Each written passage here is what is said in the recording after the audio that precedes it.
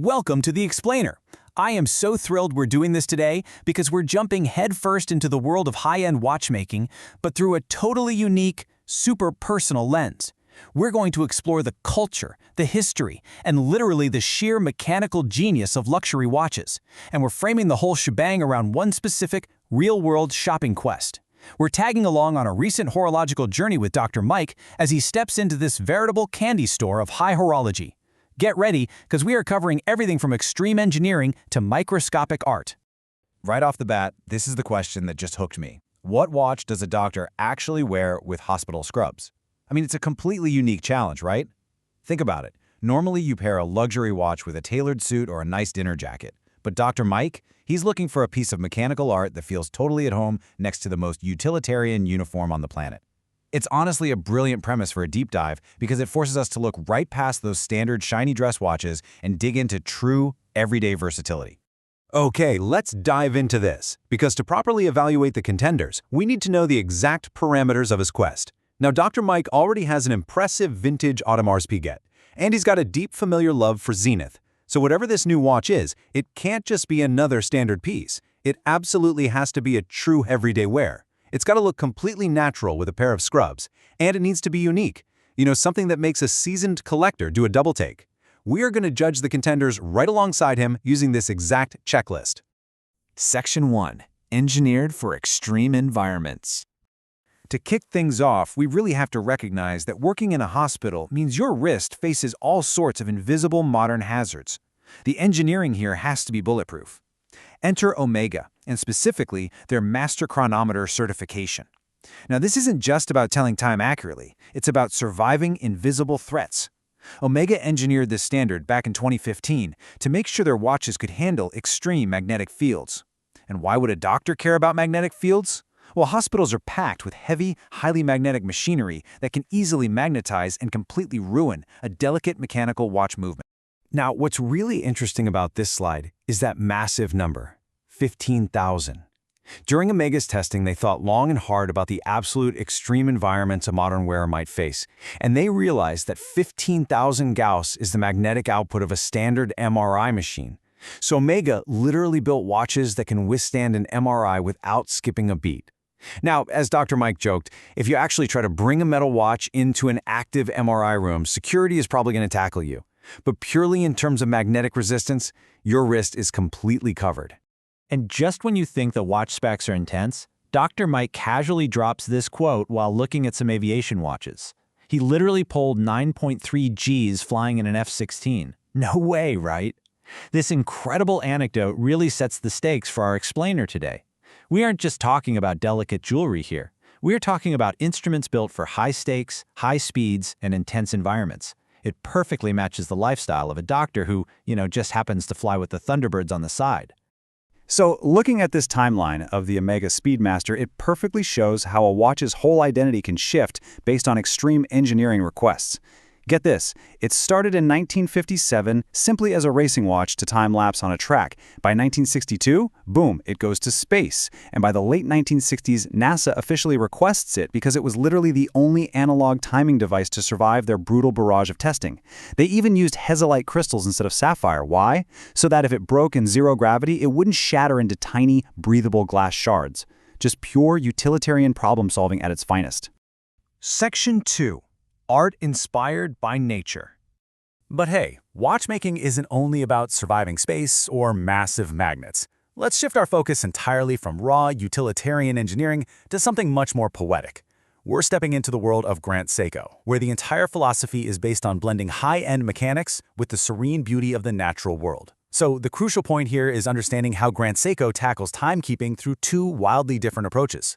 On one hand, you've got the mechanical high beat. This relies on traditional oscillation, that rapid, distinct tick-tick-tick that watchmakers have used for centuries. But on the other hand, you have the spring drive. This is jaw-dropping tech. It uses a mechanical mainspring to generate a tiny electrical charge, which then powers a quartz oscillator. The result?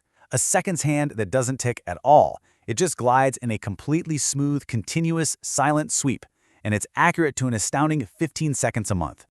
But the real magic of Grand Seiko is how they dress up these movements. Look at the inspiration for the spring drive dial Dr. Mike was checking out. Omi Watari. It translates to God's crossing.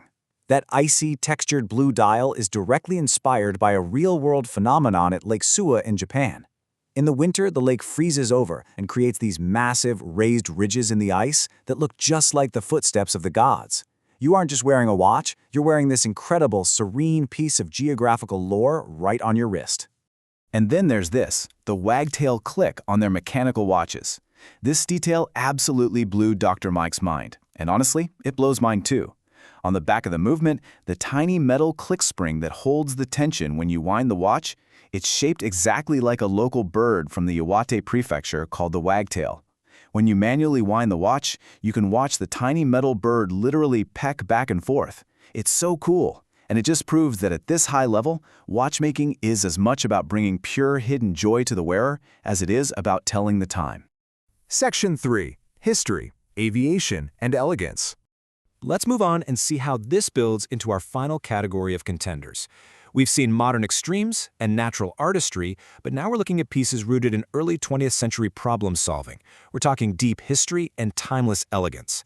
Look at this powerful historical anecdote detailing the birth of the Jaeger Cultra Reverso. Back in 1931, gentlemen playing highly aggressive polo matches in India kept looking down to find their watch crystals absolutely shattered from mallet strikes. The solution wasn't to just stop wearing watches.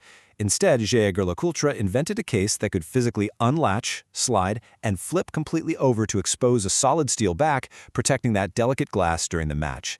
Just like that, utility birthed an absolute icon of Art Deco elegance. And the specific model Dr. Mike tries on, the duo-face calendar. JLC took that original polo playing concept and totally supercharged it.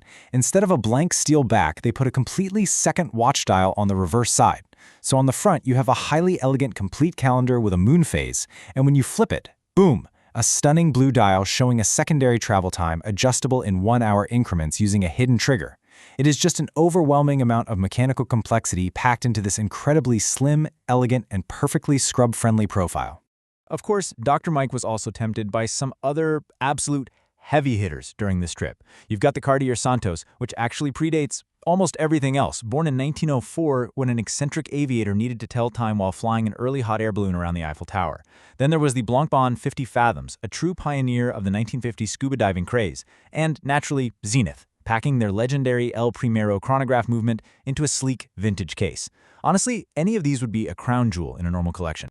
Section 4. The final knockout round. But hey, we aren't here just to window shop. We are here to make a decision. The tension really ramps up as Dr. Mike has to brutally narrow down these horological marvels to find the one single watch that meets his unique everyday scrub criteria. It is a painful, step-by-step process. First, the blank pane diver goes back in the case. Gorgeous diver for sure, but just not the perfect hospital companion. Then the Cartier Santos is removed from the table. Despite his love for the brand, the Zenith chronographs go back into the vault. Finally, he tries on the stunning baby blue Omega World Timer one last time, but pragmatically eliminates it because that massive 43mm case is simply too large for a daily wear underneath a medical cuff. And this brilliantly illustrates what it all comes down to, the final showdown.